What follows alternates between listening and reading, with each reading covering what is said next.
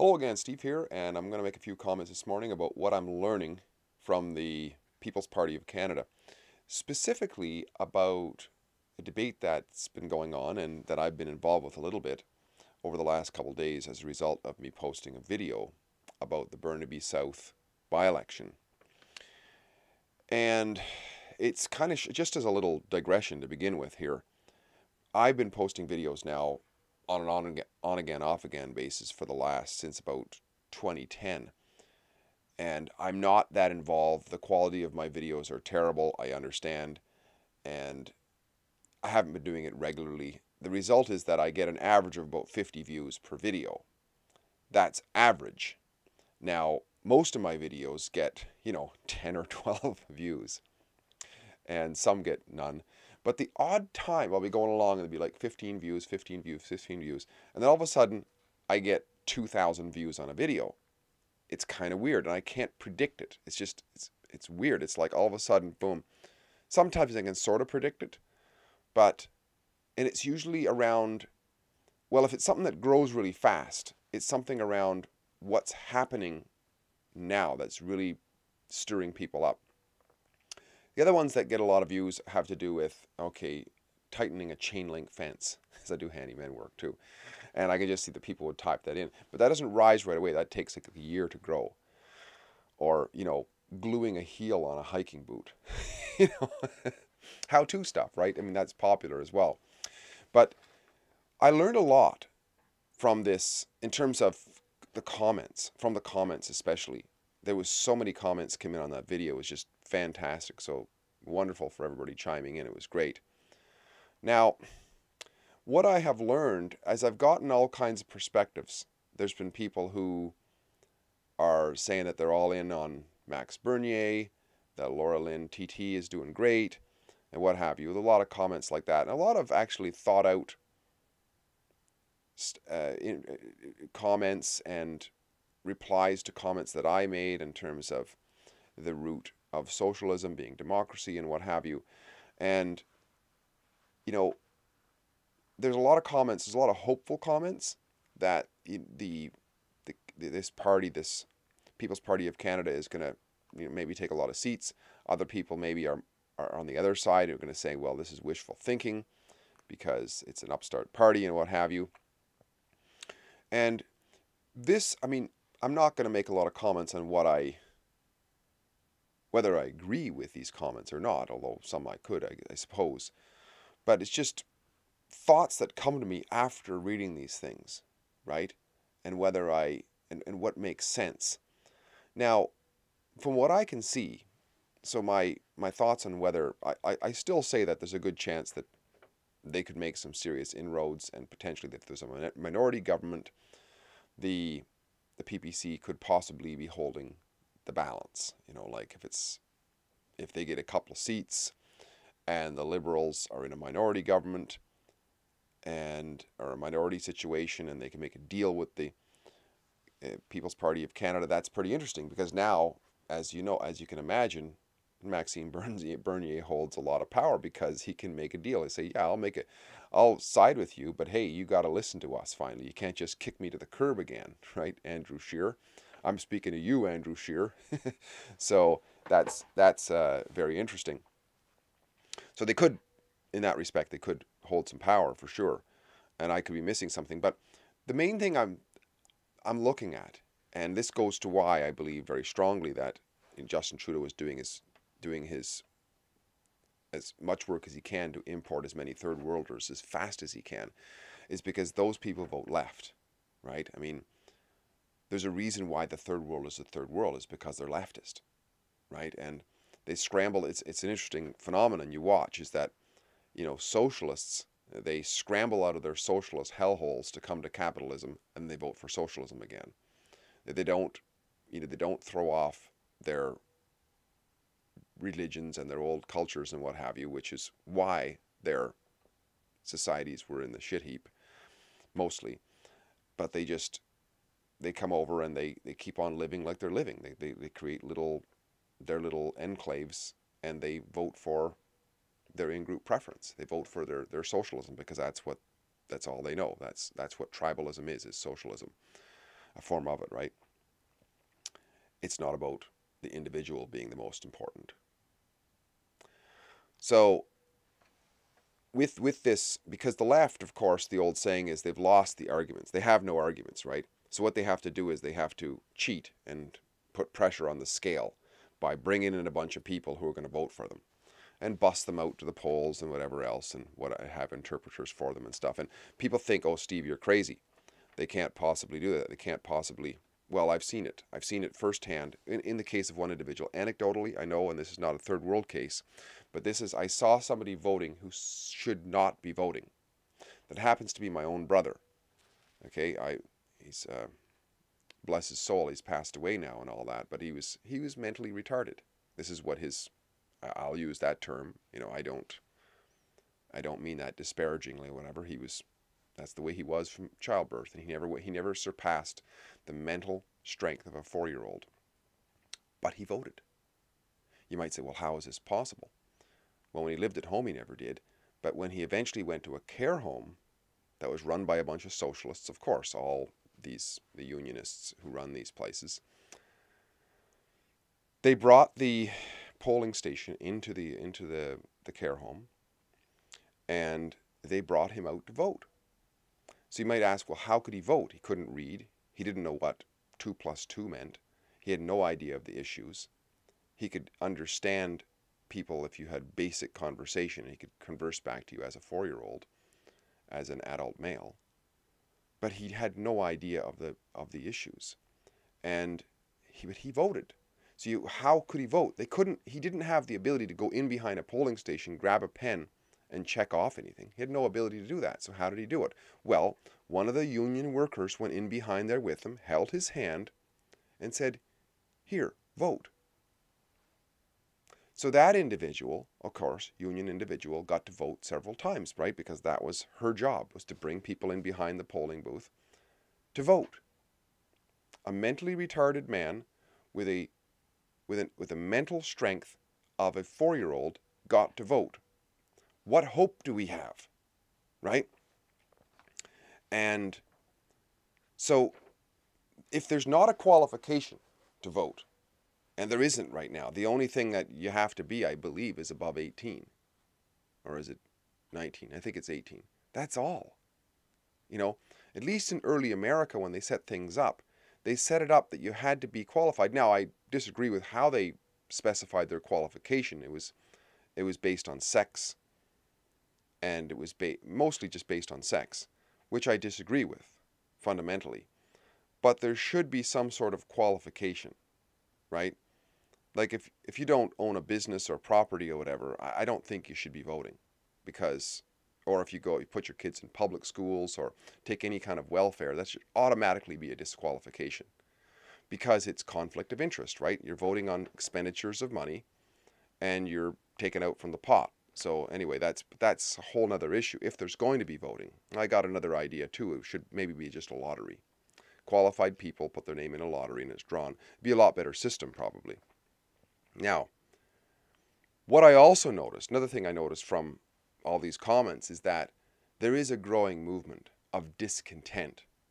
And this is not just in Burnaby South, it's not just in British Columbia, it's not just in Canada, it's around the world. There's a growing discontent for the believing in the validity of the ruling classes. And this spans the spectrum, left all the way to right, or right all the way to left. And when pendulums swing, when they get a momentum, they're not going to stop anytime soon, right? But what will accelerate this, probably to a great extent, is some sort of financial collapse, which is also coming. I mean, this is so sure. This is so sure. So my recommendation for anybody who'd hear that is to make sure that you're prepared, right? Make sure that you're prepared in terms of your abilities. Make sure you're prepared in terms of places to go. Make sure you're a little bit prepared in general. You got a little bit of a reserve of some sort, because, well, I mean, when you bring in a whole bunch of people who are maybe not very qualified within the society, or not experienced rather, not very experienced in how to deal with this society and the hardships that will be foisted upon us just by the climate and so on. It's going to be tough. It's going to be tough for them. It's going to be tough for everybody, but it's especially going to be tough for them. So now, that's a little bit of an aside. Another thing that came up through the comments is there was some people who were either dismayed or somewhat angry at me in my comment that I don't vote. And I just wanted to clarify that a little bit, because when I thought about it later, I actually do vote in terms of my actions. I don't vote in a ballot box. And the reason for that is because from what I can see, the system itself is corrupt. It's corrupt and rotten to the core, because democracy always historically ends in socialism. That's what it is, right? And it's interesting too that there's a guy that some people hate and some people think he's great. He's not. I don't know why he's not on YouTube and stuff much anymore, but his name is Dean Clifford. And he actually predicted the rise of alternative politicians quite a while ago, and he warned against that. He warned people to be cautious of that, because the political classes and the political landscape sniffs out what's going on, right? The reason there can be guys like Donald Trump and Viktor Orban and so on around the world, and Max Bernier and so on, is because there's a growing appetite for that. People are pissed off at the lying mainstream people. So they're going to go for somebody who's a little bit different, who's presenting something along the lines of what they're thinking. But we shouldn't be mistaken that this is still democracy we're dealing with. And that's the fundamental problem. The fundamental problem is democracy, because democracy always ends up with socialism, and socialism ends up filling ditches with people with bullets in their head. This is the historical track record of it. Look at Venezuela right now. That's socialism, right? In its late stage. It ends up being a disaster, right? But I do vote. So I just object to a corrupt system, basically is what it is. But I support people who are voting because they feel that they're going in a different direction. I've seen people who've gone from left to right, and they're going to vote for that. That's a huge improvement. It's like saying, the guy just who crawled out of the ditch and at least he's able to stand up now. That's an improvement, right? It's not about if everybody just believes what I believe. No, I'm going to say I support, like I said before, I know this guy who's running for the party. It was a conservative party, I believe. Well, you know what? I'll give him a thumbs up, because that's better than running for the Communist Party, right? It's more free enterprise. It's more freedom. It's in the direction of freedom. Like I say, I'd rather live under a more benevolent slave owner than to live under a harsh slave owner. Here's another example. If I'm living in my house and next door to me is a company, this big, huge company, and there's a lot at stake, like how they run their operation affects me, I want them to be well run. So when they're deciding their CEO, I hope they get a good CEO who creates a good company, who cleans the place up and so on, right? Same way, if in the US they're having an election, I hope they get a better president. Of course. I'm not voting there, but I still it still affects me, right?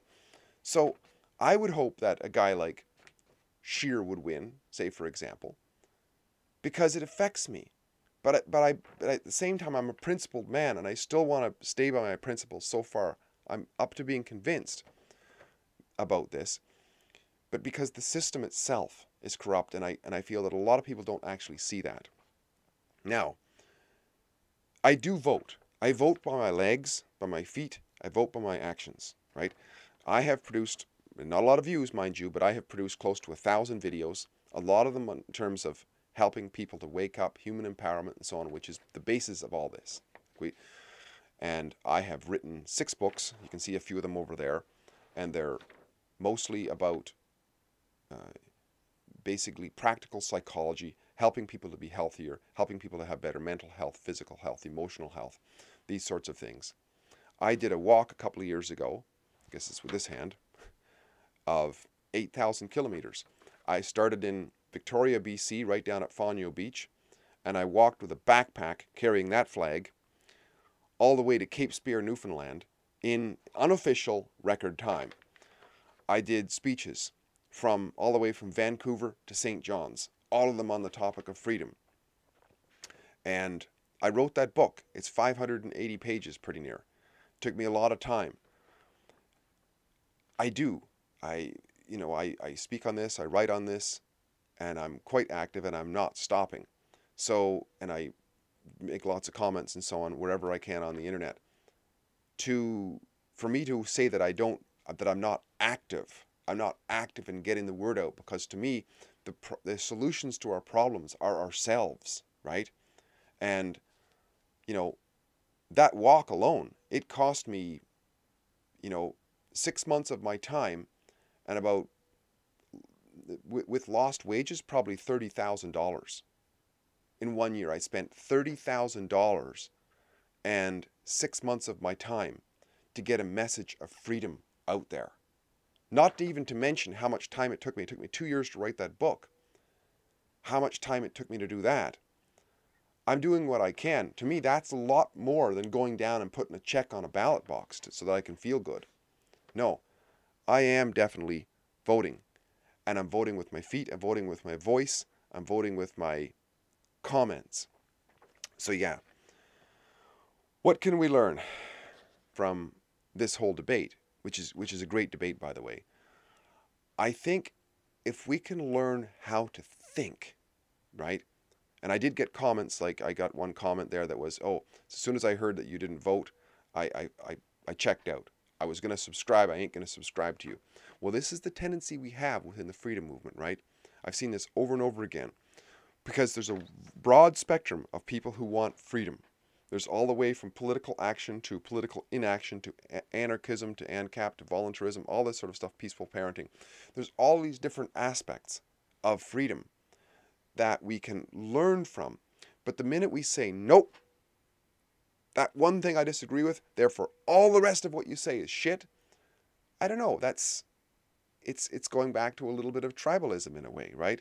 It's our nature to be somewhat in group. It's either you have to believe everything that I do, or whatever you say isn't working.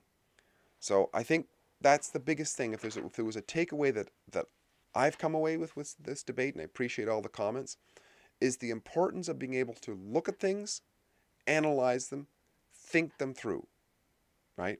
And to not just flush ideas that somebody has because one aspect of what they say we disagree with. I think that's the biggest thing. Once again, everyone, thanks for chiming in, and I look forward to more debate on this. Steve here again, great chatting. If you like what I'm doing, please like, subscribe, and share. And please comment in the box below. Talk to you soon. Bye-bye for now.